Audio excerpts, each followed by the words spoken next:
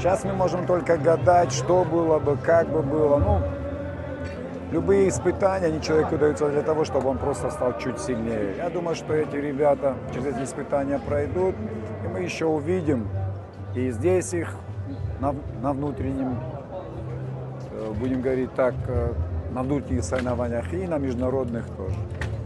Дай бог, что все получилось с допуском уже на Олимпийские игры, и чтобы туда поехали именно сильнейшие, и в итоге добились того результата, который достойна именно Россия. А в России единственное место, которое признают, это только первое.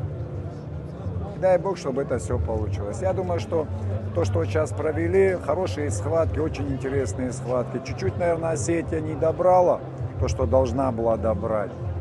Но опять же, эти ребята, они не просто вот лидеры в своих весовых категориях, они еще и как мотор команды.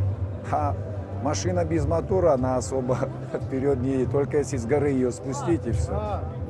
Я думаю, что вот если бы они были здесь, наверное, было бы чуть-чуть все по-другому. Ну, еще раз повторяю, надеюсь, что в ближайшее время они снова встанут в строй. Объективные причины, там мы ничего не могли сделать.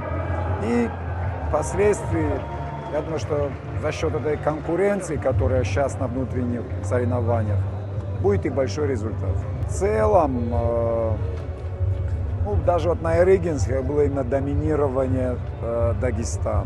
Да? Сейчас чуть подтянулись другие вот регионы тоже. Это радует, потому что чем больше разнообразнее вот именно центры борьбы. Раньше хорошие центры, там Якутия была, Красноярск. Эти сейчас, да, чуть-чуть что-то начало появляться и в других регионах тоже. И вот эта конкуренция, она в итоге дает и большой результат уже на международной арене. Многих в республике интересует Заурбек Судаков. Можете, пожалуйста, о нем рассказать, о его физической готовности, психологической, когда он будет готов?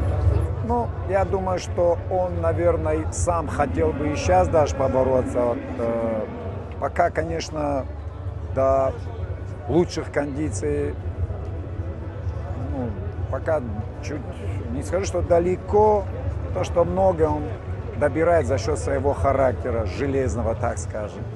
Но 2 недели уже полностью на ковре отработал, уже схватки поделал, ну, как бы в порядке.